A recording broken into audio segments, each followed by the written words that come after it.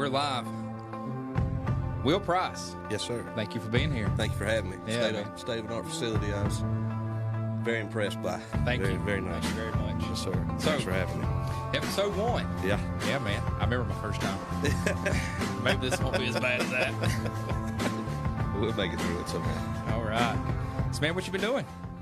Well, I've been trying to make a living. Yeah. Fabrication business. And, doing a little hunting fishing with the family when I get a chance to. Yeah. Got fortunate enough to get to go fishing with you last weekend. Rough start. We can talk about that later, but we had a good time. A little rough, but did you have a good time? Had a very good time. Y'all caught some, right? Well, anytime you get to go with your little boy, Yep. put him in the boat. He told you that he caught 2, which he told you a big lie.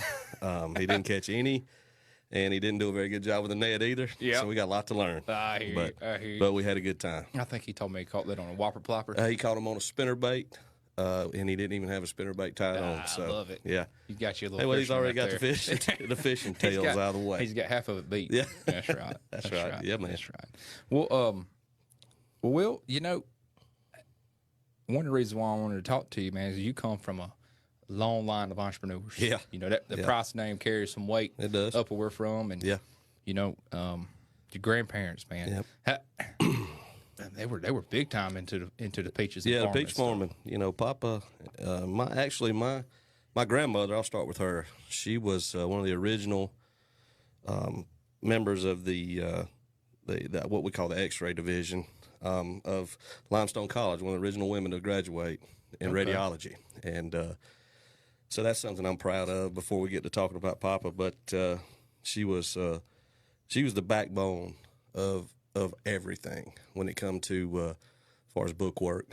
Just making things work, putting the money where it needed to go. Yeah, that's important. Spending it on what needed to be spent on, saving it when you That's right. you didn't think you needed to use it. But so Papa was it's kind of a crazy story. His parents died at a really, really, really young age.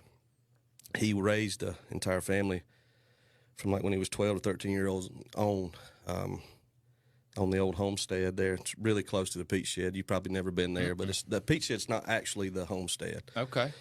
But so he started out in the logging business, and he told me many a time when I was a kid that they didn't have enough money to buy pots and pans, so they fried their eggs in a flat shovel over a fire. No way. Yeah.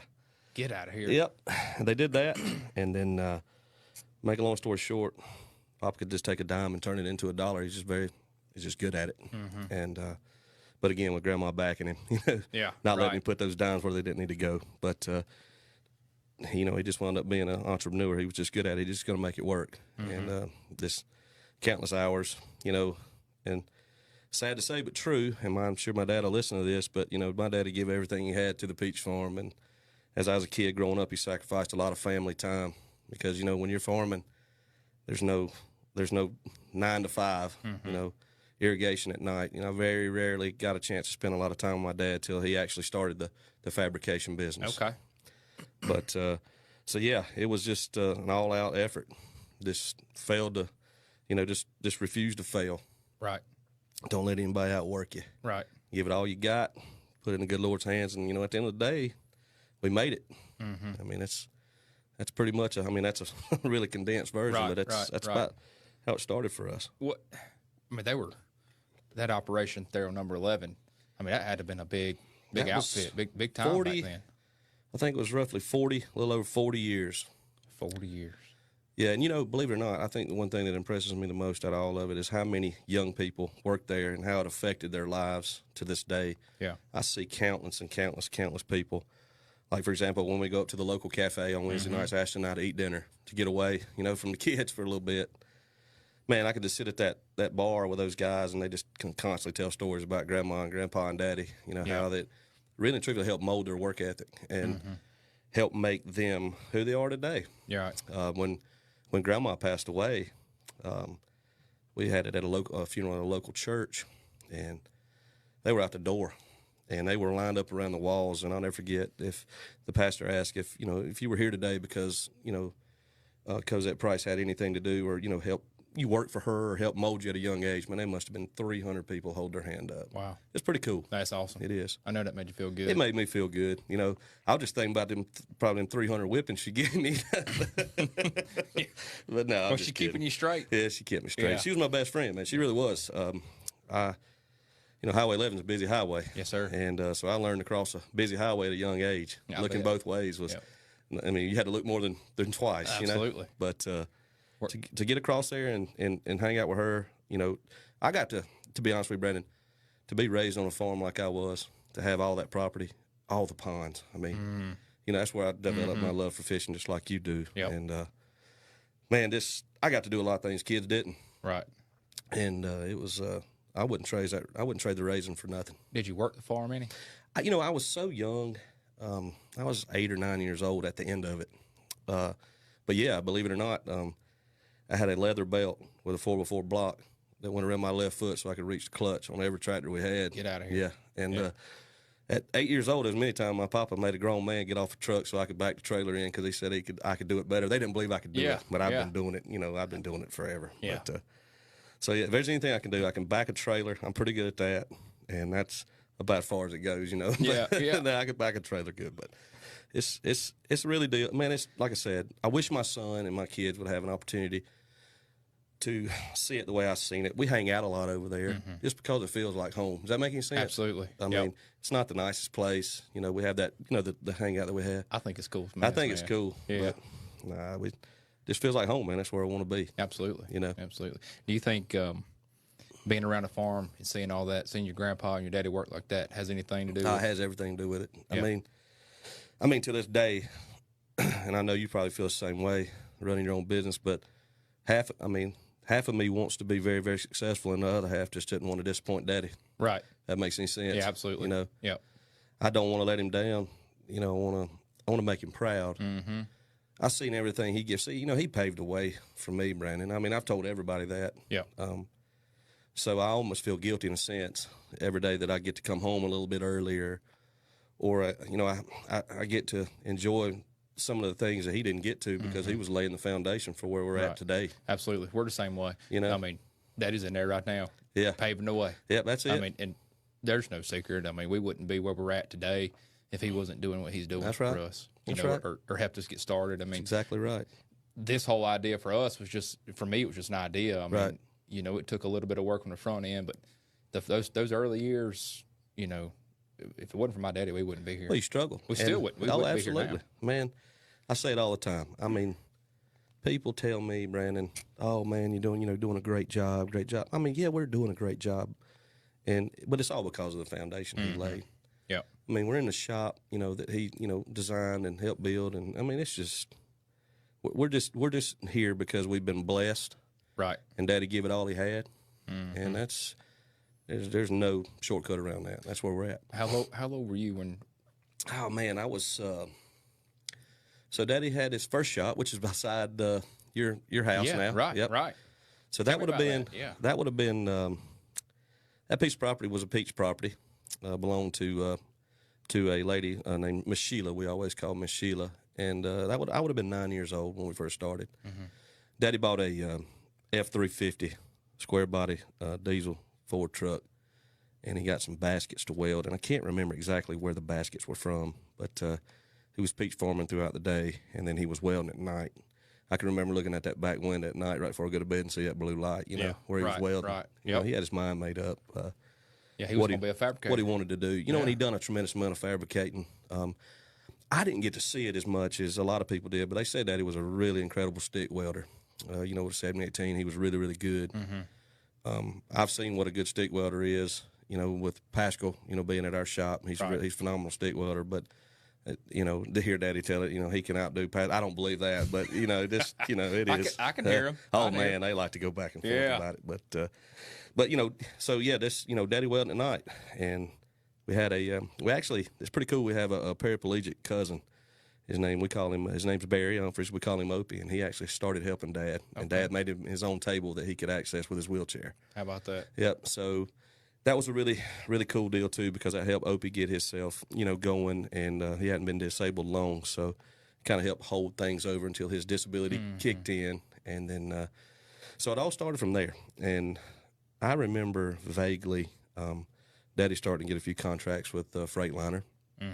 Freightliner started to roll. There was actually an in-town company called Union Butterfield at the time that got a lot of work and done some work with those guys there. And the ball just kept rolling. Yeah. You know, and we just kept moving on to, just doing good work. It was all word of mouth. Brandon, back then there was no, That's right. there's no Facebook, and there's no, you may hear a commercial on, on the radio, but Right. I mean, it's normally about a used car lot, not about a welding service, you know. That's exactly right. So, I mean, it was just word of mouth. It was Right. good quality work, just like you said earlier, just doing it right. And people wanted you do it right. People want you to come do it right for them. Especially in our area. Yeah. I mean, the upstate's grown so much, Yep. especially since your dad started up. Yep. But Cherokee County, Yep. I mean, if everybody knows everybody. Even as big as this guy now, true. still, everybody knows everybody. It's a small working community. Right. There may be a lot of business, but it's still a small working community, if that makes is. any sense. Absolutely. I mean, it's the same people. It's the same things going on. I can honestly say this, and we've been in business since 92. 92. And Lord, you do the math. What is that? 31 years. Mm-hmm. And 31 years ago, when I was 9 years old, now that I'm not taking over this company, we're still working for the exact same company. We got a 31-year relationship with at least 4 different customers. That's incredible, isn't it? It's incredible. And think about the amount of procurement agents Yeah. and maintenance managers that those plants They have come and gone. They stay with you. There's been 3 or 4 different ones that I can think, even 2 since I've taken over, that have, replaced other people. And of course, they kind of knew who we were because, we were in and out all the time. But what we did was we give them a chance to see us do it right. That's right. Simple as that. Do it right. Do it right. Do it right. The first time. Do it right. Do it right the first. Right. In the fabrication, and anybody, I don't care if you're the world's greatest pipe fitter, fabricator, sheet metal guy, I don't care. There's always some unforeseen measurement, something happens, something doesn't work, but you don't cut the corner. Right. That's right. You don't cut the corner to fix That's right. it. You don't cut corners for profit. No. You don't do it. It's going to bite you. That's right. Well, that's why you've been in those plants. That's for the right. same amount of time. 31 years. I'm sure you've had to fight for some of that. You but do. You've been able to stay probably because you did it right. Well, competition is a good thing. As much as we like to say, oh man, we got to go quote against this, and this. That's a good way to keep us all honest. Well, Right. we all know that. That's right. You know that as well. I mean, absolutely. But at the end of the day, you may not be the cheapest, but you're fair. But you're fair and you're doing it right. That's right. That's Simple as exactly that. right. Yeah. Can't do it no better than that. Absolutely. So you went to Clemson, right? I did. I graduated from Clemson. What'd you I wish study we could have done this podcast in 2016 or 17, 18 when we were winning every football That's game right. we played. That's right. Yeah, I know. That's a touchy subject. I know. Yeah. But, hey, I pull for them, too. I still pull for them. I love them. I do. I love them too much. Ask my wife. I need to grow up. I do. You're still there, aren't you? I'm getting better. The first loss this year, Ashley said I was crying, which I wasn't. And I'll never forget. I was sitting. I was sitting at the deer shack. I'll never forget. The game was over, and I was just in awe. We just lost to Duke, and she was rubbing my head, and she's like, "It's going to be okay, baby." I said, "I feel like you're talking to Emmy or Ada or Liam, not me. I feel like a kid." Yeah. And she's like, "Baby, you kind of are a kid when it comes to this." I was like, "Yeah, you're right." So I got to tighten up. But no, I did. I graduated from Clemson, went to wildlife and fisheries biology. You and I both have a big time love of the outdoors, and was going to pursue that. And did work for the U.S. Fish and Wildlife out of Columbia, South Carolina. Had nuisance wildlife. Had the coolest job in the world, man. I got to, honestly, eliminate whitetail deer for a living. Yeah. To put it nicely. Yeah. And so that was a lot of fun. But helping manage those farms. Helping manage farm. Yeah. I remember the last contract we had was with FedEx and UPS at the terminal hub at the airport, Columbia Airport. They were having a big issue with deer getting on the runway. Yeah. There's big planes coming to land. Right. So, I shot on the runway and shot deer. Yeah. How about that? It was pretty cool. But how long did you do that for? I did that for, it was probably maybe a year. The pay was so minuscule, man. And right. The benefits were great. You know, all the the federal part was wonderful. But at 22 years old, you don't the farthest thing from your mind is your health care and your 401k. You're looking for liquid cash to get your life started. That's right. You know what I mean? And, Yep. And I mean, I can remember how many times my daddy told me, "Boy, I wish I had those benefits," you know. And I'm like, "Boy, I wish I could make the money you're making," That's you know. right. So I mean, it's kind of I'd like to have me a new truck. yeah, you know, yeah. I like to have. You can't cash those benefits in for a new truck at 22 years old. So yeah, that's the way it was. Yeah. But so yeah, that was a good experience, man. Clemson was wonderful. I mean, I only applied to one school, but you know, it was a big part of the farming community we grew up in. You know, we were big into the Clemson, Absolutely. horticulture, agriculture, horticulture, all that good stuff. So Yeah, Clemson does wonderful things for our farming communities. They do. You know, we had such good relationships with all the cooperative members, and still to this day, seen them on the golf course the other day, and you know, just to get to see them, kind of reminds me of the farm, you know, a little bit, and everything growing up. But that was a good experience for me, man. I'm proud to be a Tiger, that's for sure. Even if we are 4-3. Hey, it's all right, man. Yeah. There's always next year. That's right. Yeah, you know. But so when you left the Fish and Wildlife, is that when you started your dog business? Yeah, man. So this is a crazy thing. I bought a black lab. His name was Buck. Buck. Old Buck. That was him. He was certainly not super talented. Yeah. He was mediocre at best. And man, I worked my tail off with that dog. And we finally won a few, done pretty well in a couple of competitions, and it lit the fire in me. And so yeah, that was another 12-year run of dog training, where we went from nothing to, at the end of the year, we had a top 10 kennel in the country. Really? Yeah, Price Farm Kennels was number 8 in the country. Wow. That was from all of the, in the U.S. Was that from going to different competitions? That was from, or was that from compiling points at competitions. Okay. And that was for the young dogs. Yep. I would say the 1-year-olds, the year and a half, 2-year-old dogs, 2.5. We were really, really starting to develop some good dogs. Wow. And matter of fact, what kind of makes it bittersweet is the only open we won, which is the top of the line open class, was with a dog we developed.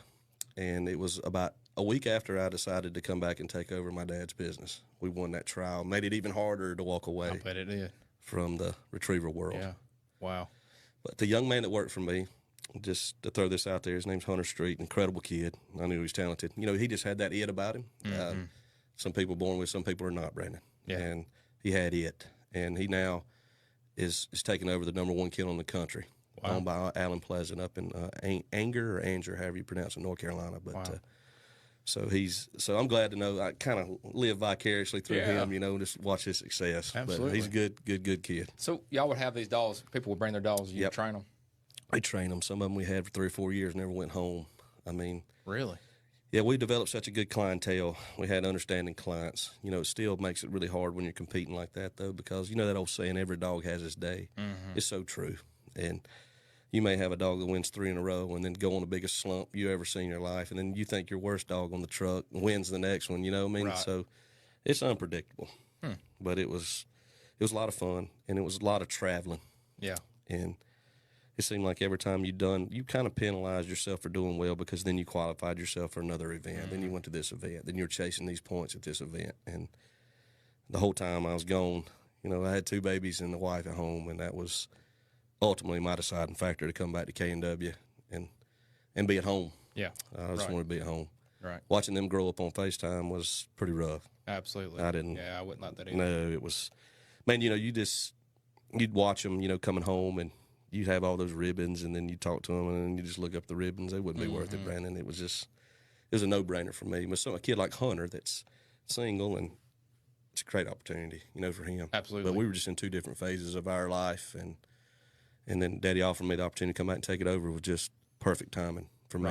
Right. Sure was. So let's talk about that. How was second generation transition going? I mean, it's going good. It's hard to keep Daddy happy. Yeah. He's old school. Yeah. So many things have changed. Just the way just technology and the way things are operated in the workforce. He can't stand it when I email to communicate. He wants us to go meet face to face, and unfortunately, that's not how it works anymore. Right. I love to talk to people or meet them face to face, but sometimes, especially with these engineers we deal with, they don't have time to come see you. They sit down at their desk, they knock out a few emails, and they go do what else they got to do. Yeah. And so, but it's going, Brandon, it's going really good. We got good people that care, and it helps us, Was it mostly just being away from home that made you want to come back to the shop, or was you feeling drawn to it? It was, that's a great question. I spent 11 or 12 years building that business. It wasn't just me. I had really good helpers and obviously great clients, but so let me back up. So you worked in the shop somewhere between having the dog business. Yes, working I did. Actually, when I come back from the fish and wildlife, when I came home, I went to work for Dad. Okay. And that was when I bought Buck, my first dog, and then that started to roll. And matter of fact, being the great dad he is, he helped fund my new kennel. Yep. And I think he says he believed in me. I don't know if he did or not, but he helped me. So. Well, I think your dad is a lot like mine. I could go tell my daddy right now that I think there's a gold mine in this darn parking lot out here, and he helped me dig it up. Right, yeah. Knowing the whole time they may not be, but I think he would believe in me enough to help me. I would agree with that.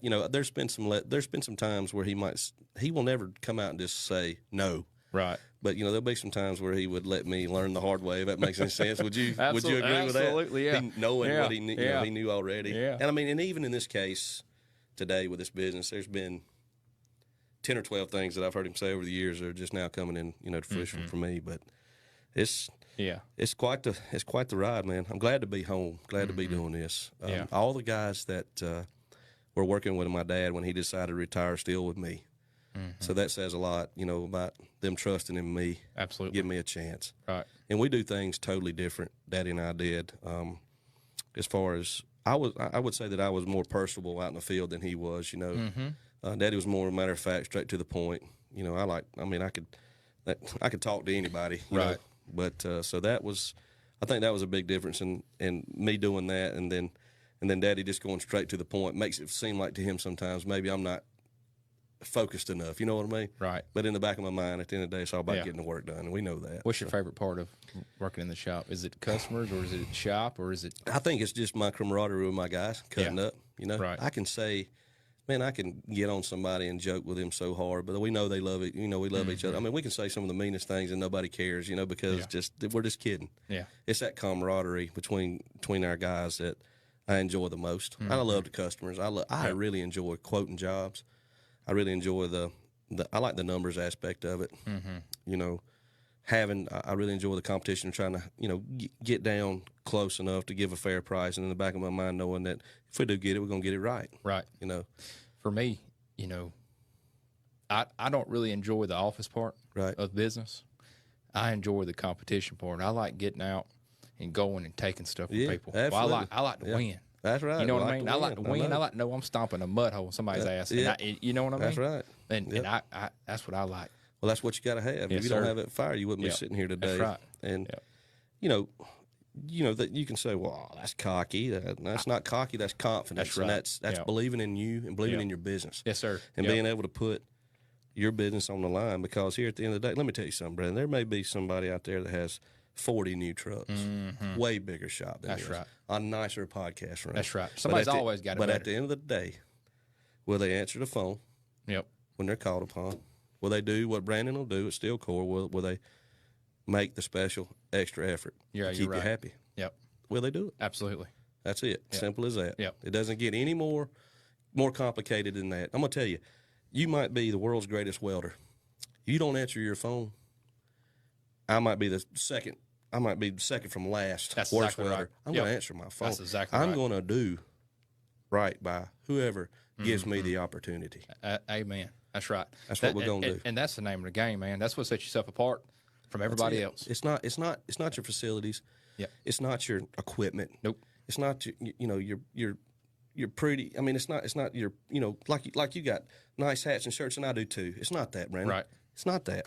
That's yours, by the way. Oh, is it really? Hey, I got me a hunting hat. That's yours. I might wear that hunting tonight. I meant to give you this before we started. All right, so whoever's watching this, just know I've known this boy a whole lot longer than you think, and he's just now giving me my first shirt, so I can't believe it anymore. That is you actually did give me a shirt. Yeah, I did, but not that one. I got you. That is our 10-year Is it battle really? edition. Really? Yeah, check that shirt out. Check it out, man. I worked hard putting this shirt together, and the Wow. It's got some stuff on the sleeves there. Check you out, man. It's pretty neat. But you go, man. That's awesome. Congratulations on that. Yeah, man, I appreciate it. 10 years. 10 years. Dominating the competition. That's what she's talking about. Yes, sir. Yep. I like that, man. And what does that one say? Tell you what, if you can figure out what that says, one day I'll give you a special present. Oh, that is Greek. That? That's Greek. Yeah, I just remember that from the sorority girls we used to chase. Oh, yeah. But I don't think that's sorority because I don't remember it. No, that's far from that. Yeah, but, I got you. But yeah, Thank I you, meant man. to give you that before we started, man. But that's good. I appreciate that very much. That's nice. But doing what you say you're going to do when you say you're going to do it. That's it. And picking up the phone. That's it. I mean, that's it. Business really isn't that hard. No. And customer service has just completely went away with most places. That's right. And it's terrible. Well, let me pass the buck. I don't want to accept responsibility. Right. Or then those in the higher up positions feel like they don't have to accept responsibility because that's just all of a sudden not part of their MO. Or, look, the way it's going to work at K&W Welding is if something goes wrong, I'm going to get the call. Mm-hmm. And they're going to tell me what the problem is, and I'm going to deal with it. Right. That's what's got to happen. Mm-hmm. I'm not passing a buck. Even if we're not in the wrong, I'm going to do due diligence. I'm going to make sure that we get it right. Right. That's exactly right. Yep. Because at the end of the day, these places we work for, and these people that we work for, we're thankful to be there. Mm-hmm. We don't take it for granted. That's right. To be able to do what we do at K&W Welding and stay remotely close to home with our families, and we're gonna take advantage of that. You know what I mean? That's what we're gonna do. So I know y'all do a good bit in the shop, but I also know y'all do a good bit of field work. Field work, man. Field work is matter of fact, when this company's running at its best, there's a lot of field work, a lot of time and material field work. We do a lot of maintenance. It's not just all fabrication. We actually started doing some maintenance with the local paper mill in town a long time ago. Daddy started that, and we could do anything from change electrical motors to change belts. I mean, we've done it all. Yep. We've done it all, and we really do that in 3 or 4 different places. It's not something that we advertise or try to do, but we're capable of doing that. And when they need us and they call on us, we go. That's right, and that's what we do. And so my guys are. I got a real young guy, pretty good mechanic. He just came on. So, I mean, we're starting to get into that. And the thing about it is, Brandon, is like you said, they may come to ask you to weld up a 6-inch pipe. And then when you look over your shoulder and then there's a company over there that might be struggling to change that 250 horsepower motor and you can do it. And, right. You're not trying to be rude. You say, hey, look, hey, guys, I can do that. You know what I mean? We can do that now. Yeah. And so that's kind of how it started. Mm-hmm. And we wound up having, got a bunch of game boxes full of tools ready to go now. Right. Y'all's fab shop's nice, though. It's nice. I mean, y'all got a really nice fab shop. We got a nice fab shop. That was built on some of the old land that we had Peaches on. Okay. That piece of property there. Daddy done a good job designing it. He's built it where we can add on in the future, too, if necessary. The way the grading was done. If you're looking at the shop from the road, Brandon, from right to left, we can go that way with the building. It's a nice shop, and it's got plenty of room. One thing I can say about it, Brandon, is during some inclement weather, we can always pull something in there and get to work on it. We got room. We can keep the lights on. And just keep burning and grinding and do whatever we got because we got plenty of room in there. That's one thing I can say. Yeah, we got a nice overhead crane, shear, brake, all that good stuff, but the sheer room in the shop. Being able to store a lot of our steel inside, not having to go put a bunch of pipe and stuff out. You know what I mean? Right. That we can just go grab with the crane. Yep. Instead of having to, go outside with a forklift and take you 2.5 hours to get the metal in the shop. Right. We don't have to do that. You don't want to be known as the rusty steel. No, you don't want a bunch of pitted carbon steel. Nope. You don't want that. And don't get me wrong, we put some of the stuff outside that we know that we may never, ever touch again. And eventually it'll work its way to scrap. But to have the room we got, and that means the world. Yeah. It really does. Absolutely. Well, let's take a quick little break, and we'll come right back. All right, buddy.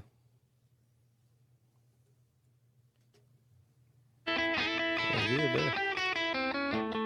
This episode of the American Built Podcast is brought to you by K&W Welding. Since 1992, K&W Welding has been doing the little things right. They believe in surrounding themselves with good people because good people have pride, and pride is what leads to quality fabrication and lasting relationships. K&W Welding will always go the extra mile and take no shortcuts. Whether it's their in-house fabrication in their state-of-the-art fab shop or out in the field, K&W will always do things right. And that's a promise from Will Price himself. So, Will, I'm curious, has there been any projects, thinking back in the past, that it may have, caused you a little bit of, I'm not going to say issues, but a little bit of trials that you guys had to kind of figure out how to make it all work or get it all done? Or I think that's something that we deal with every week. every week. Especially at the paper mill. Yeah. And you can ask anybody that works at the paper mill, anything that can go wrong, it goes wrong. Yeah. There'll be, if you're going to change a 8-inch valve up in the air and it's got 14 bolts in the flange, you can bet 2 or 3 of them you'll have to cut out because they're going to be galled up and won't come out, But so to make a long story short, last year we got our biggest PO ever. And we actually were doing some stainless pipe, drain pipe for the paper mill. And we were pouring a bunch of concrete. And I was in there on a big excavator. And unbeknownst to me, we were told to demo this certain section of concrete out, which was a previous drain line that was there that they said that was no longer in use. Well, make a long story short, it was certainly in use. And the vacuum pumps flooded and it squirted water. It put the paper mill in such a terrible bind. And it wasn't our fault because we were doing what we were told. But, right. I got that call at 11 o'clock at night. And, I was like, oh, my gosh, I'm going to have to call Daddy on this one. I don't want to, but I'm going to have to. Anyway, I didn't call him. But, we tried to go over there and help, Yeah, right. Even if, because, look, we make a living there just like they do. Mm-hmm. We take pride in it, and I want that place to run. I want it to do well. I want every place we go to do well. That's right. I want everybody there to do well, get their bonuses, get whatever they deserve, but because, we're going to try to do it right. But, yeah, that was probably the biggest whoopsie that and I felt so, like, when I was knocking that concrete out, I'll never forget it. And my dad actually came into town that way. He'd just come to check on us, bring us a biscuit or something in the morning. And I was like, ooh, Daddy, I don't think I should be knocking this out. He said, they tell you to do it? And I said, yes, sir. He said, you better do it. I said, okay. I can hear that. So I said, yes, sir. I went ahead and knocked, but I didn't feel right about it, Mm-hmm. And it was a rough deal, needless to say. That was a long couple days. Mm. Yeah, that was a long couple days. But we don't, Brandon, we might run into some little things that, that you can't see, you can't foresee every little issue, but the guys I got, man, they're going to overcome it. I mean, they're going to do it. Right. And they're not going to quit. They're not going to give up. They're going to do it right. Yeah. And, I've seen a bunch of them, and they don't even know this. I've seen them cut stuff loose. I've seen them do some things that would have been okay, but they didn't like it because personal, their pride, they didn't personally like the way it looked or maybe just felt a little off about it, and they're going to cut it loose and do it again. Is Kale still working with you? Kale's working with me, yeah. He's top notch. He's a good one. He's a good dude. There's one thing I can say about my guys, Kale and, Pascal Hopper, Kale Brown, Charles Dawkins, Joshua Williams, Chase Kirby. They're gonna be at work 30 minutes early. There's such a camaraderie in that shop. I don't think that we look at it as work as much as most people do. It's not just punching the clock and coming to K&W to drag the 8 hours out or 10 hours, whatever it be. It's not like that all the time. Now, there's some rough days in there. There's got to be. Absolutely. There's got to be rough days. There's got to be arguments amongst each other. There's got to be I'm right, no, I'm right stuff. But that's that kind of iron that sharpens iron. And I'm not saying that it's okay for me to say, oh, well, I'm right and you're wrong. But if somebody is right out of two people that think they were right, then that person that was wrong has an opportunity to learn from that. Absolutely, yeah. And then that's the personality that they have to take on. Not that, I can't believe you got it right and I got it wrong. No, I need to put that in my back of my mind for next time. Absolutely. Just like, cut, like, for example, setting the saw up on 45 or something like that. Our saw sets up, it has a degree, a measurable degree on it. But that saw never cuts on a 45 when it says it's on 45. It's always like 42 and a half. Got to check it. You know what I mean? You have to check it. Yeah. And you have to know those little things. Right. And it's just people like Kale and Paz that have been there for so long that, that's just the way it is. They're going to do it right. That's what they do. I've known Kel for a little while. Yeah, he said he knew you when he worked at was it Helidex. Boy, that place was a trip. Yeah, But that's what I heard. That man did everything he could to keep that place running. Yeah, that's what he said. Yeah. He told me all about that. Yeah. He's I a heck don't of a even know good if dude. they're still in business anymore. It wouldn't surprise me if they're not. But I mean, I'm not saying that to it just is what it is, Right. man. And they had some people in there that kept that place going. He was one of them. Right. Yeah, he's a good dude, man. He is. He tickles me. Yeah. Hey, that boy can slap out TIG weld now. Yeah, he does. Yeah, he can. Brown, he's got where he can't see as good as he used to could. Mm-hmm. So, he don't weld as much as he used to. I mean, it's just like Daddy. He can't see, and I can't see as well as I used to could either. But Brown's more of a fitter now than he is a welder, which that's rightfully so. That's all right. He's got to be good at something. He just be good at that. He doesn't have to weld anymore. That's right. Yeah. So And somebody's gotta do it. every once in a while I get him. He'll TIG some aluminum or something for us, and he does a good job with that. Yeah. He's good fella. That's for sure. So, if you had to pick something, or is there anything that you guys really specialize in? I'm gonna be honest with you. I think that we have kind of got the hang of over the last 10, 15, 20 years, so to speak, of making guards. I love to make guards, like motor guards, coupling guards, belt-driven guards, things of that nature. You know what I mean? We get a lot. Matter of fact, when I just left from Rigmore, that's what we were looking at, some aluminum guards. Gotcha. Man, we just figured out all these fancy fasteners over the years. We can split these guards in half, make them fit in places they normally wouldn't fit. Just really, really like that part of the job. Most of the press brake work? Yeah, we do a lot of, we bend a lot of metal, but I tell you what, we have to get into where especially at the paper mill, these aluminum guards have to be so light in nature. So we do a lot of, we do a lot of aluminum guards, but then we may cut them out and, put a bunch of expanded in them where you can see them. And then we got into the sight glass thing where they have to be able to put their eyeballs on the coupling itself. Yeah. And, so we do a lot of that. We build some. Matter of fact, we just got a PO today to build some more racks for Freightliner in Gaffney, DTNA, Diamond Trucks North America. So we've been doing. That's another customer that I can say we've been doing work with for over 30 years. And the ebbs and flows of the automotive business. It's up and it's down. It's up and it's down. So Freightliner comes and goes as the economy, and so does K&W with Freightliner. Right. Ready Ice in town.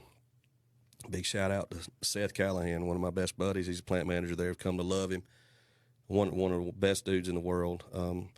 So we're talking about going the extra mile, right. Doing things right, and not complaining about what you're asked to do. We now haul ice boxes all over the place for those guys. We bought trailers to tilt top trailers. We haul ice boxes and for the Gaffney plant here, and also for the Ranlow Gastonia plant. We also haul for the big Raleigh plant in North Carolina. Are you setting those too? We set them. We take a forklift with us. We set them, and we pick them up and we drop them off. We return them to the plant. We've been doing that for over a year now. Wow. Matter of fact, Josh Williams, the guy that works for me, young guy, he's kind of took the lead on that, and we've got a great setup. We can take our own, like I said, we take our own forklift to site. And we do a lot of that. We move a tremendous amount of boxes. On average, we may move 20, 25 boxes a week. Really? Yeah, when when it's rocking and rolling. Right, not all, right. it's not this time of year cooling off, starting to slow down. But we did well over, I think we did probably 30 boxes last week. Wow. So that was good. I mean, that says a lot about your business out there. So you're in there doing plant maintenance, Plant maintenance. maintenance. And do they come to you and say, hey, we have this need. Right. We know we can trust you. Well, see, they see us pulling it out of the with the with equipment. trucks and trailers and forklifts. Right. And, Brandon, and I never in my life would I thought we'd be setting ice boxes, but you gotta adapt. Absolutely. You got to adapt. Yep. And See, entrepreneurship, that's key, man. Yeah, you got to be able to move with the economy. You got to be able to move with your customer and do what's got to be done. That's right. And that's what we do as entrepreneurs. That's it. And I just seen the opportunity. Yeah. I mean, I just listen to Seth so many times. Man, we're just so short on drivers. And for example, one of the big deals for the Gaffney plant is the Spinks. They have Spinks takes top priority, and they were having so much trouble getting. I was like, Callahan, hey buddy, I mean, I don't know. The hardest part about that is coming up with a price per box because you've never done anything. Right. And, you have to figure in on, your mileage and all that. But these big companies like Red Ice, for example, they want it as vanilla as possible. How much is it going to cost me per box? And then you can get your your mileage and things dialed in, like some fuel surcharges and things. I'm sure you Mm-hmm. guys have to do too. Yeah. Depending on Where we're going. where you're going. That's right. But so yeah, entrepreneurship, improvise, adapt, overcome. That's it. Man, I'm gonna tell you something. Like one of the things that sets us apart is we had a customer call us that had an erection crew. Is a steel erector. Okay, big steel erector. Called up and said, "Hey, one of our estimators, detailers, whatever, forgot the fill bolt list. I've got steel on the ground. I've got 75 men standing there. I need 3,000 3/4 by 2 tension control bolts right now." Well, you just don't find 3,000 3/4 by 2 tension control bolts anywhere. That's right. I mean, we probably had a few hundred sitting here. Right. But they knew, they called, we were going to get it to them. Yep. And that's our promise to all of our customers. That's If you right. want to buy something from us, we're going to get it to That's you. right. That's it. So, hey, listen, I pulled a man off the road, sent him to the other side of Atlanta, and back down to Macon, Georgia, Just to get to fill the order. right then. Yeah. No questions asked. That's what you do. Right then. That's what you got to do. You move. You move. That's And it. people don't want to move anymore, Will. I know they That's the don't. problem. Our local competitors, I ain't gonna say no names, but they're our best competition because they're our best advertising. Right. All they do is make people mad, Right. and they come to us, Right. and we take care of them. That's right. You know what I mean? Absolutely. You got to be willing to do it. Absolutely. Like I said, it ain't about the fancy shirts. It ain't about the hats. It's not about the K&W trucks or the steel core trucks. It's not about any of that. It's about putting boots on the ground and doing what you say right. you're going to do. That's right. Simple as that. That's exactly right. And that's what my promise to to anybody listening today. Same thing for you, and I can attest for steel core. That's the promise you're getting right here. That's right. I'm We're going to make answer it the happen. phone when you call me. Hey, now look, you may pop up on a number, and I've had 15 spam calls, and you leave me a voicemail, I'm calling you back. And That's right. and if I've got any inkling in my mind that it could be somebody, for some work or somebody needs something, I'm going to answer the phone. And then, I'm going to do whatever I can do to get out there and look at what you Right. need looked at, Absolutely. emergency or not. And so, yeah, I mean, I think that's there's nothing better than doing what you say you're going to do Absolutely. in a timely fashion. Right. That's right. the key. That's right. And as long as we keep doing that, I think we're going to be fine. I think anybody out there listening today, whether, you be a plant manager or even thinking about your own entrepreneurship, they want you in these places because of two things. One, you're good at what you do, and second, you keep your word. That's Simple as that. Right. That's not harder than that. It's that easy. It's not harder. Yeah. Now sometimes it's hard to To make it happen. to make it happen, but right. you know what? That's our responsibility. Yeah, the customer don't really care about that. No, that's they- our responsibility. It's my prerogative Right. to keep these people happy. Mm-hmm. Because and me and you both, we got young families, we got college educations to pay for. I'm eager, man. I've got no choice but to keep this ball rolling, and I'm gonna do whatever it takes to do it. Yep. Simple as that. Same here. Yep. Same here. Now I would like to go fishing a little bit more. Yeah. Me too. Me too. but- I mean, I've been fortunate. I have been able to pursue every dream I've ever had. Right. And my family has backed me 100%. Absolutely. We tore off, said, "Man, I'm gonna fish professionally." Yeah, oh, yeah. But guess who was right there with me? Yeah, My your family. I've seen My the family pictures. was right there with I've me, seen it all, man. That's And that's wonderful. And that's something I really want to do too. I mean, I don't know. I'm just waiting for the right time to do it. If couldn't that makes do any it. sense. I think I could have if I'd have done it when I was younger. Right. Well, you got so many obligations back home. Would you say it was a conscious thing, kind of weighing you down too? Maybe a little. Yeah. But more honestly, talking about the fishing stuff, it was really, I'm not young enough to adapt to the technology as well as these younger guys. Oh yeah, are. they're gonna whoop you. Granted, I'm still young. Yeah. Don't get me wrong. Yeah, you're not Everybody as out old here as me. listening, I'm older. I'm they're a lot like, older than Brandon. We're young, but now let me tell you something. These 18, 19-year-old boys coming out of high special. school smoking us on the Yeah. fishing trail. Yeah, they smoke. They special. They know how to read those I know it. strings. They know how to do it. I know it. And there's just no. I don't have enough time to be able to learn Can't catch that. up. Nope. You can't go up the river and flip docks Right. and compete with the boys scoping fishing. They're looking at 40 it. foot Yeah, I know it. You just can't do it. Can't do it. No. No, you used to could. So one of my roommates in college. Well, I say he was my roommate. I spent a lot of time over at his apartment. Was Andy Montgomery. Mm-hmm. So he's in Illinois deer hunting right now. Hope he kills a big one. Yep. I just hate he had to go out there and do that. That's awful. Without, you couldn't go with him. He wouldn't invite me anyway. But I'm just kidding. So back in the day, we didn't have that, the live scope and stuff, and he'll tell you to this day that's something that has not only leveled that playing field, but has flipped it over to where he's at a huge disadvantage playing the game the way he likes to play it. That's right.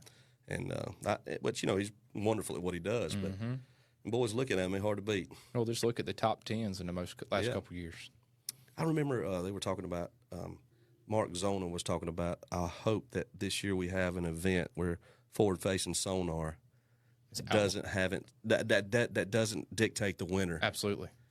And I don't think they had one. I think even some of the sight fishing stuff wound up somebody finding them offshore, maybe some postponers or something. They did.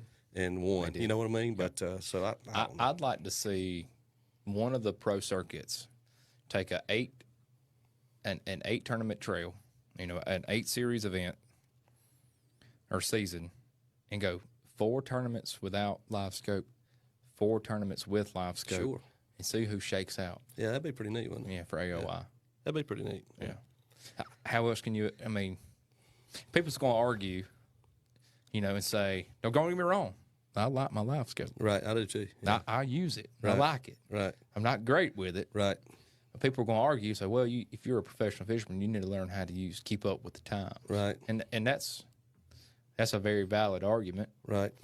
But I still think it would be neat to be able to watch some events where, Denny Breyer's up in the bushes, jerking 8-pounders out of the bushes. I like those. You know what I mean? Yeah, Stuff like that. I mean, I know we don't need to turn this into a fishing podcast, but I agree. But I agree with you 100%. But I like the live scope too. I like it a lot. I ain't gonna lie. I just no good at it. Yeah. Did you Not get your yet boat anyway. fixed? Batteries in there. Yeah, Good. It was. So I took it to AutoZone, or no, Advanced Auto rather, and they had to charge it for a 35-minute charge. And then guy called me back and said I had a dead sale. I said, well, I told you that when I brought it. That's why I brought it to you. So now I got to drive back into town and come pick it up. But if you're going to give me one, hey, I'll be glad to do it. So that's right. I did that. Yeah. You got a lot warranty now. You gotta take advantage of warranty Absolutely. now. And so that morning we got up to come fish your tournament. Me and Liam, my little 7-year-old boy, I was out there and I tried to trim that motor up. I said, Daddy, that thing sounds like it's dead. That boat ain't dead. Just cool out here this morning. Hydraulics ain't warmed up. I was like, Daddy, my battery's dead. He said, turn Why the switch. can I hear him say that? He said, I turned the switch and it didn't even make a lick sound. He said, well, I don't know what to tell you, son. You better be calling Brandon and see if he's got something he can jump you off with. I said, well, that's what I'm going to do, I guess. That's what I called you. That was it. Well, man, I'm glad y'all came out there. Oh, we had a good time, man. Liam had a ball. We caught a lot of fish. And we had that one that didn't keep. He told me it was 14 easy. And I had caught so many fish in a row, I didn't want to stop. I was wanting to hit this other dock. And I said, Liam, was that fish 14 inches? He said, easy. I heard him bloop, throw it in live well. We get up there, it's like 13 and 7/8. So, yeah, we need to do a tape measure. We need to do a ruler quiz or something. We teach them how to read it. Yeah, we're not doing too good with that. Yeah. But no. What do you think about when you think about Liam coming up? Do you think about wanting to give him the chop? Or? I'm going to let it play out with him. Right, of course, yeah. From what I know, going to Clemson and coming out and doing in the route I've taken, I don't know that there's a lot of young adults that would be better off just go straight to work and hone a craft. Agreed. I see it in these plants. I see it especially in Freightliner. Some young guys have come in there and they're just straight up eager and better at what they're doing, and they're moving up quickly. Right. And which they should be rewarded for that. But I think that a lot of these kids use a 2-year or a 4-year degree as a crutch now. They do. Because you ask a kid in a high school, what are you going to do when you graduate? The last thing they want to look at you in the eye and say is, I want to go to work. Right. I want to go to school. And if you're not serious about it, school, and you know as well as I do, it doesn't matter if it's a technical college or a 4-year degree, they're going to weed you out pretty quick. That's right. You got to want that too. And so in my opinion, I'll be supportive of Liam whichever way he wants to go. In my opinion, especially being in the type of business that we're in, you need tradespeople to work for you to make you money, and I need tradespeople to work for you to make me money. That's right. Right? Yeah, that's right. But on the same side of that is as important as that is. I think the schools are doing our kids a really bad injustice of not telling them, look, you can go be a welder, you can make tons of money, you can be a machinist. You know, you've got all these options. I agree with that. They want to push that 4-year agenda and mama and daddy don't want their kids to get their hands dirty either. That's a problem too. Yeah, you know, school is such, like I just said, such a crutch, Brandon. I mean, don't get me wrong. There's some kids that come out and they do what they're supposed to do. They go and they kill it and they move on to their masters and they get their you know, they do everything. But I would look at you and honestly say Clemson for me was probably more of an educational. It was more of an experience, an adult experience. Right. It kind of taught me a lot of responsibility because I got the feel there pretty quick that if I didn't get with it and show, you know, and do my part, that, you know, there was 150,000 kids waiting to get in my spot. Right. You know, you have to look at it like that. If you're going to take that, 4-year route, you know, and that school route, you got to say, hey, look, I'm very fortunate to have this opportunity, and I've got to take advantage of it. Right. You cannot say, well, I killed it in high school, and I'm just, you know, going to school because I killed it in high school. No, let me tell you something. You might have killed it in high school. You're gonna have to change your mentality. Right. And that mentality of being thankful to be there, and yet, again, not wanting to disappoint mom and dad, you know, helped me grow to be a better man, I guess you'd say. You know, looking at it now, you could probably pop 3 or 4 books out here, and I might not know what the heck they're talking about, but I do know that the overall experience helped me as a person. You know, to be away from home and to know that a lot's riding on me, right, and I got to come through. Yeah, I went to Spartanburg Community College, but I'll be honest with you, there was about a 6-month period there after high school. I wasn't enrolled in school. I didn't know what I was going to do. Still didn't have the only reason. And this year, I haven't really put this out there, but this year I was actually given an award by Spartanburg Community College. I was the Alumni of the Year this year. Yeah, I got to give a speech at graduation in front of 10,000 people. That's awesome. Yeah, man. It was amazing. The only reason why I went to school, big shout out here, okay, to a boy named Jesse Simpson. Me and Jesse went to school together, and somewhere a couple of days before graduation, he had told me that he got a job at Home Depot. I said, all right. Yeah. I went and applied at Home Depot. Me and him worked in the plumbing section for a few months together, and then he went to school. It was just during the summer. I said, where are you going? He said, I'm going to Spartanburg Community College. Right. I said, well, I guess I will too. Yeah, So sure. I went up there and enrolled, but that's the only reason. Right. Back to the school. Now, this was just, I went to Broome High School, but a lot of things probably have changed. But no one come and talked to me. I remember no one talked to me about college. No one talked to me about other options. Nothing. Right. So I think that's where, unless things have changed, which I'm sure they have, but there's got to be a focus from high school, for high school graduates to be able to enter a trade. Right. And understand the opportunities there. Because, I mean, not every your fab shop's sweet, you know? Yeah. It's nice. They're not, there's options to be a tradesperson that's different than it was back in 1970. Right. You know, things are different. Right. And I think a lot of these business owners, such as myself, have to do a good job of being patient with some of these millennials, so to speak. Right. And I'm not going to go that route because I'm raising some of my own now. I don't know what will our kids be called. I don't know. No idea. But anyway, like I have a young boy that works for me. His name's Chase. He got his welding certificates and all that good stuff at the community college, and he's he does pretty good when it's sitting on the table. But like far as getting in position and doing it out in the field, right, it's a whole different story. That's right. And we're going to have to either two things are going to have to happen, Brandon. We're going to have to develop some patience and let these kids learn on the job, or they're going to have to do a better job of teaching that at these technical. That's right. Colleges and classes and things of that nature, because you can put something on the table right now and I can weld it up as pretty as you ever seen. Now you make me hold myself upside down with my tongue sticking out and weld one up in the corner up there. It'd be a different story. That's exactly right. So I took the patience route with him because it's Kale's stepson. So Kale gets onto him a whole lot more than I do anyway. Kale holds him more accountable than I do. Yeah. And that's just kind of people we got at the shop. But absolutely. But I just looked at that when he done it, and I had to get up there and weld it. And And I was like, son, you're doing it all on the table. I mean, I said, did they, not ever set you up to fail? Mm-hmm. Because you got to be set up to fail, Brandon, to be successful. I agree. And they don't do that. Yeah. And so I think a lot of these people are going to have to be patient with them. I see that. That starts at a real early age. I see that in my little league teams. Right. You could easily pick out the ones that mom and daddy makes it okay to quit. Oh, yeah, yeah. And I'll tell you what, boy, we run it out of them at football. Yeah. We get it out of them. I believe it. And there's too many young boys and girls out there with a I give up attitude. Oh, that's it.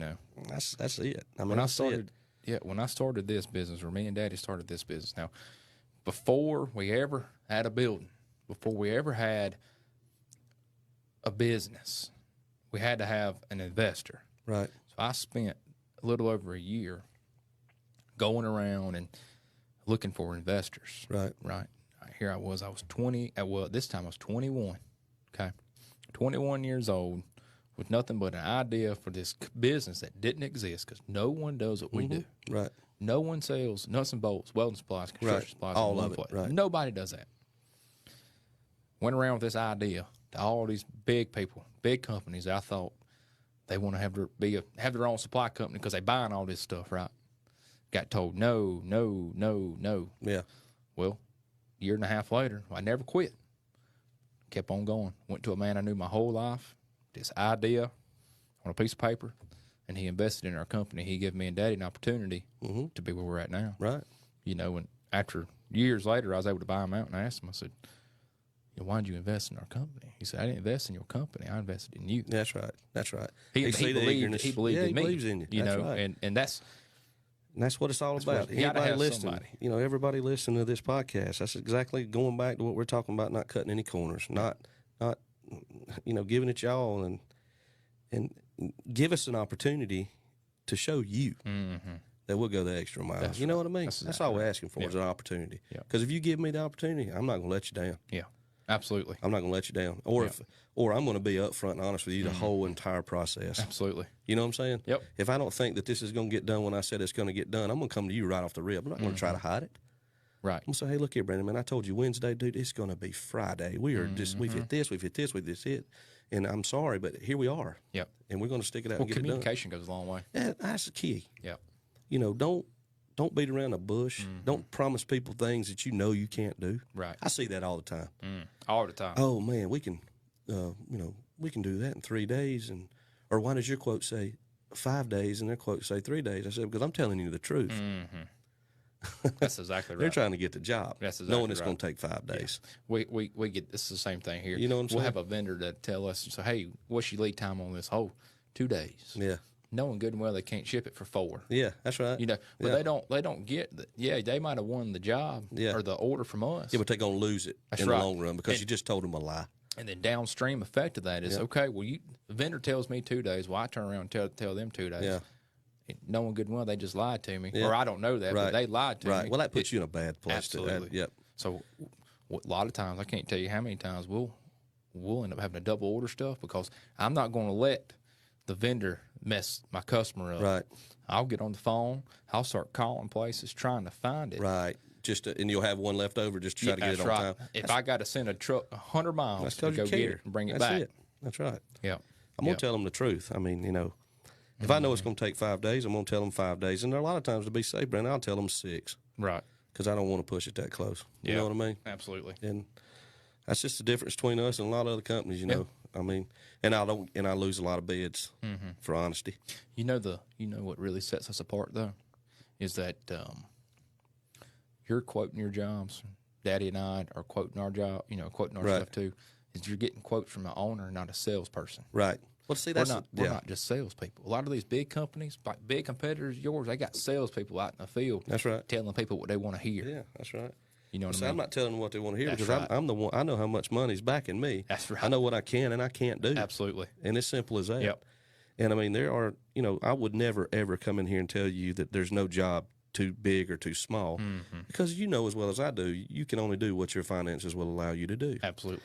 And I see, I'm not a company set up to build a bridge or erect a huge building or anything like that. Right. But what we do, with with carbon, aluminum, stainless steel, what's in our wheelhouse, and we can do it right. Absolutely. You know, and like you said, not dealing with a salesperson.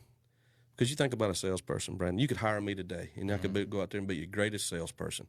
But in the back of my mind, I'm doing all this, I'm selling this, and I'm doing this and that. But I don't know how much it cost. Right. I don't know at the end of the day what it's going to cost Brandon to get all this stuff in there. That's when you're right. dealing directly with me, Yep. I know how much the steel cost. I know how much the paint cost to paint it. Yep. You know, you're getting an honest to gosh quote. Right. No BS, change order. No, Yeah. you're getting it straight from the guy that's writing the check for it. If that makes any sense. Absolutely, it does. Yeah. And that's what you get with me. You know, a lot of these, I hear it a lot, is a lot of these real big manufacturers will hire contractors, and they'll get a bid, they'll get awarded a bid, and then 3/4 from the bid, 3/4 way through the job, here comes a change order. Oh yeah. Yeah. Yeah, and you're not always guaranteed to get those passed. Not at all. And There's some sales guys for these big construction companies. They live off change orders. Oh man, that's it. Yeah. We'll give them to them for this, knowing that we'll have to get this in the end. Yeah. If you know you've got to get that in the end, that needs to be in the forefront of your conversation. Absolutely. Simple as that. And if they say, Brandon, I can't do it, it's too much money, and you say, well, listen, I appreciate the opportunity. I'm just being honest with you. Right. Yeah. And you leave there, you know what, man, just about how great it is to be able to lay your head down at night knowing, oh, I don't have to pray for a change order because everything that I said that you needed and is going to be included up front. Right. That's right. I mean, don't get me wrong. There are certain. I mean, we have change orders in our business. You know, we'll get into something, but usually it's not a mistake on K&W's part. It's something that the company itself may want to add as we're. Yeah. Do you see that a good bit? Yeah, you do. I mean, you see that a good bit. Like for example, we might be doing a little bit of stainless pipe work or something, and they say, well, we've always wanted a valve here, or we need a spool piece here, something like that. Yeah. And that's fine. Yeah. You're gonna get what we're gonna give you what you want. Right. But very seldom do we have to go back. Or Brandon, I'll be honest with you on this. There's been several times where I made a mistake quoting a job. I missed on this, and I could have went and asked for a change order, and then probably could have got it. But man, at the end of the day, man, that's on a lot of that's on me. Yeah, I agree. You know what I mean? Agreed. Yeah. And I don't want to get this reputation of, well, he missed and he come and begged for more money. It's not. Don't get me wrong. There's some certain things that as a small company, if it goes that south, we'll have to ask for some help. Right. But the ones that are on me, they're on me. And there's no better way to learn how to quote a job than to watch that wallet go. One of the best things I've learned in business come real early. Actually, this is before we even started Steel Core, but it's kind of funny because it actually ended up being the man that invested in our business. I had sold him some tubing. Yeah. For this company that I used to work for, and I was fresh into the steel business. I didn't really know it that well. I didn't realize that some tube was random lengths, and so I had ordered up. I was a bunch of it too, man, like thousands of foot of pipe or of tube, round tube. Anyways, it ended up being what I quoted him was like $3,000 under what it should have been. Right. With a company that I worked for didn't play them kind of games. Right. You mess up on the bid, out of your pocket. I paid for it. Right. That's right. Either you figure out how to get the customer to pay for it, or you pay for it. Right. That's right. Yep. And there was no questions asked. Right. And this company was huge. And I went to him. I said, I really messed up.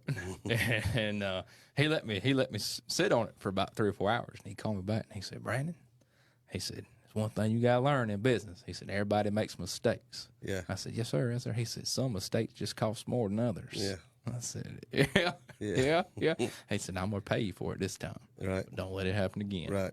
You learn. I mean, there's just some things you can't foresee. I don't care how long you've been doing it or how good you are at it. Mm-hmm. There's just, like busting the concrete. We demoed a lot of concrete and re-poured with, some steel structures and stuff like that. And there's no way to know how much rebar is in that concrete. Until you really get into it, know? And so you're sitting there, oh, gosh, do they have a little bit of rebar? Is there a lot of rebar? You just do the best you can. Yeah. But at the end of the day, like I said, you got to be fair. You got to be honest. And if you make a mistake, sometimes that mistake's on you. Mm-hmm. It ain't always, people, A lot of people don't want to own up to it anymore, Brandon. Right. They want to pass the buck. That's right. That's Well, I ordered 15 pieces of tubing and was too short. I could have swore I told Brandon 17. No, I didn't. I ordered 15. It's my fault. Yeah. Yeah. And you got to be, if you put your foot down and you stop the blame right there, that says a lot to the right type of person. It does. To the right type of person. Absolutely. Yeah. It does. I agree with that.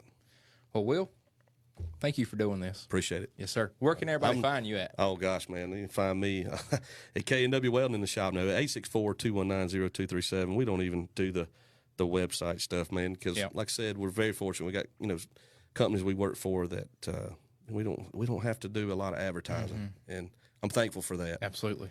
Yeah. I'm thankful for that. But we're in a whole different business than you are. Your business is about advertisement. Absolutely. Ours is about kind of getting in word of mouth and staying in. Well, we're very much word of mouth. Oh, you are. Absolutely. I mean, we don't do a whole lot of advertising, and